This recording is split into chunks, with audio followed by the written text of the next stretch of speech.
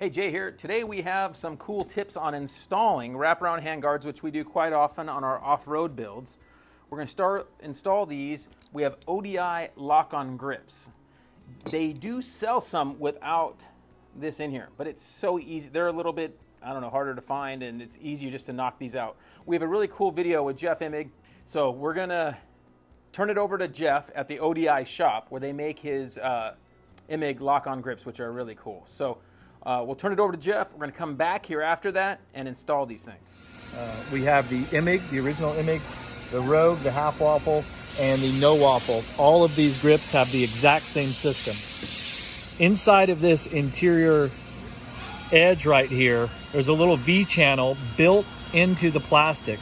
So what you're going to do is you're going to take your blade and you're going to find that V channel, and then you're going to just start to cut around the interior of that. And then that's going to give you a nice clean cut so you can knock out the end cap and the plastic plug that's inside of there.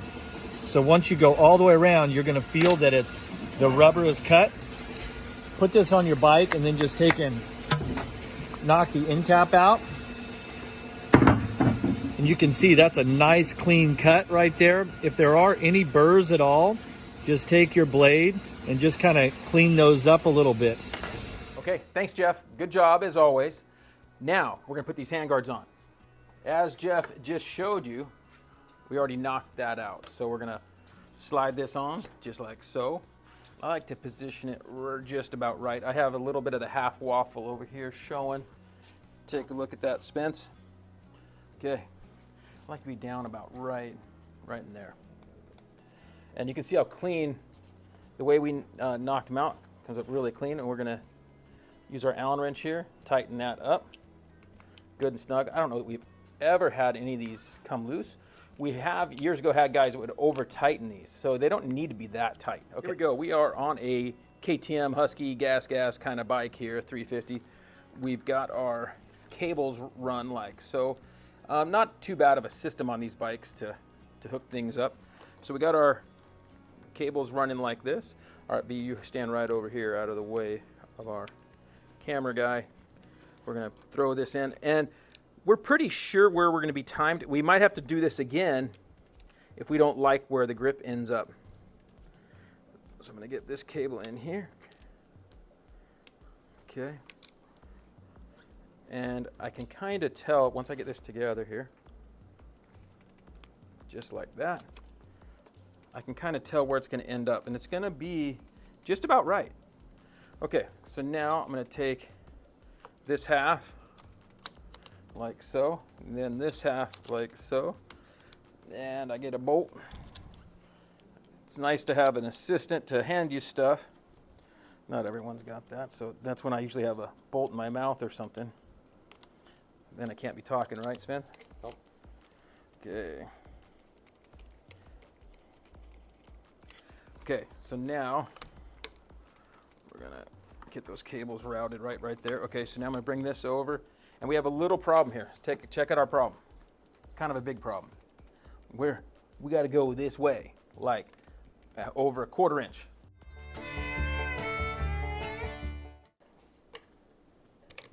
Okay, I get my brake tight. I want to make sure I get everything tight. My throttle housing, I want to place it where I want. I kind of like where my starter buttons are. We have really cool starter buttons here on this Dual Sport, Ford Dual Sport, that's kind of similar to the 23 KTM buttons that they've gone to on all the bikes. Takamoto has these kits. Can stop, start button, all in one thing. Makes it real, you have a lot more room here. I like to get this away from the wraparound, so the rubber's not going to rub on there. Now we're ready to put our handguards on. Now that we got this is kind of the hard part. Now the rest is relatively easy. Okay, so on these mounts, see how there's little numbers, there's numbers or letters. Enduro Engineering, and I'm already starting to do it wrong. This is the wrong ones for that side. Enduro Engineering makes different letters and numbers for each bike. It is absolutely the best way.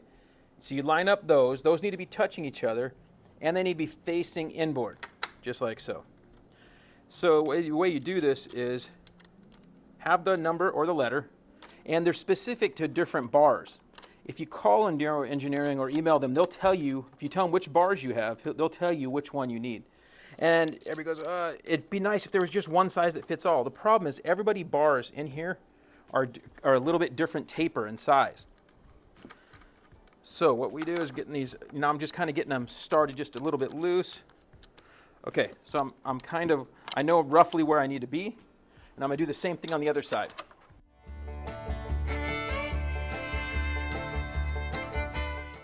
All right, so here's the heart of handguard. I like this one because it's relatively light setup for what it is. And what you want to do here is I like to have this thing pretty snug, where it's just starting to get tight in here like this, and you can feel it getting tight there. And then I can then work that towards my mount here, and I know where I need to go. So I'm going to get that. I'm right about there. And there, and now I can grab my bolt that goes up here and get this started.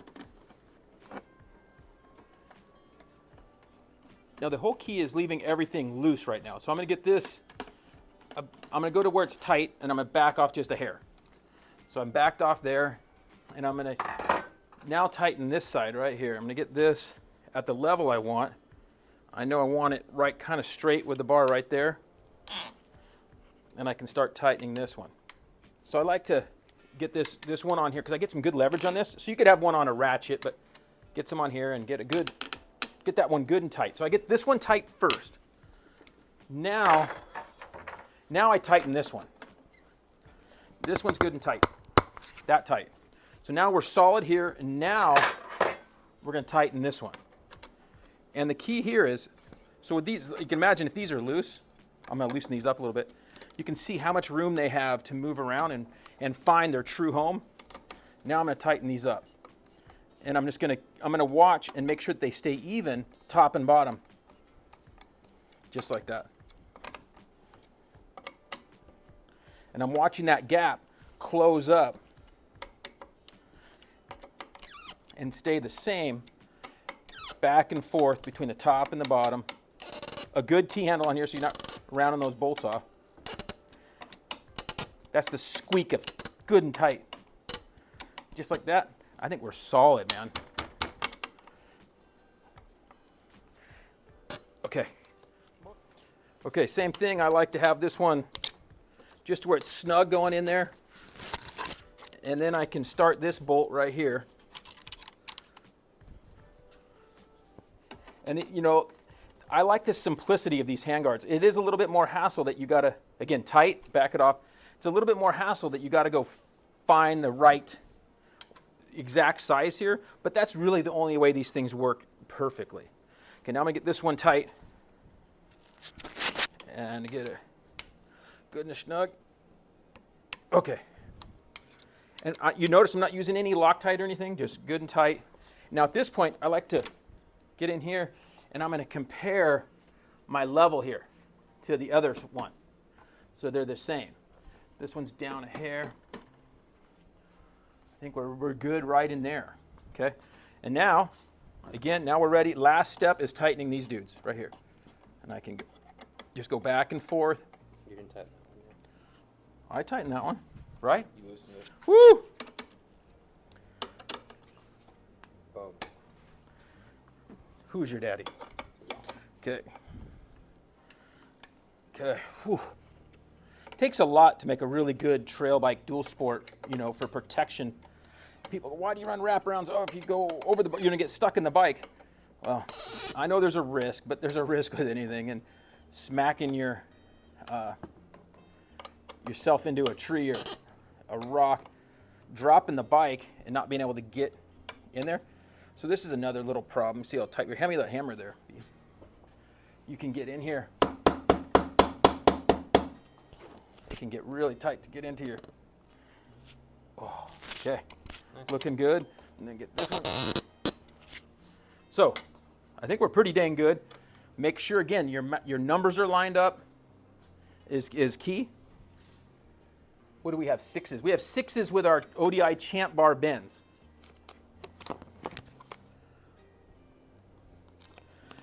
And these hand shields are kind of the coolest. To me, this plastic part is kind of cool because they're simple, easy to replace, easy to install, and just go on pretty nicely. Okay, so we got these going on right here. This is a new color, a new gray that they have. I thought it was pretty dang cool. I wish they had a flow yellow that matched this, but finding anything to match other companies' flows is like nearly impossible, we found. So good and snug here. Now we can move back over to the other side. When you have people handing you parts, things are way quicker. They got a little groove here. Yeah, that it sits in its home, yeah.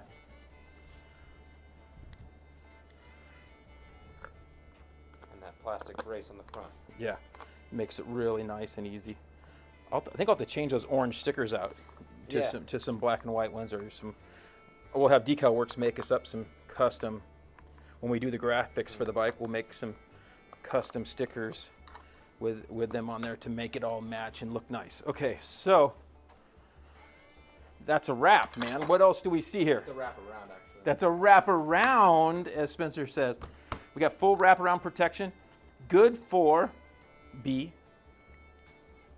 Who else? Anybody. All right, I guess I drop it now and then. Hard enduro dudes that are pros run them. Yeah, so it's nice to be able to not have to worry about bringing a lever on your ride. You're not going to break a lever. You break a lever on this with wraparounds, it does happen, but it's pretty rare, and usually something else is wrong too. So it's nice. You don't have to bring levers. You're not going to break a throttle tube. Really nice setup. I really like this. The ODI grips on here, the Champ Bar bend, just an amazing setup. So cool setup for off-road bikes. All of our off-road trail bikes have this setup on them, and our dual sports. So really cool bike. Hopefully you enjoy. Hopefully it helps you out when you go to mount up your own grips and wraparound handguards. See you later.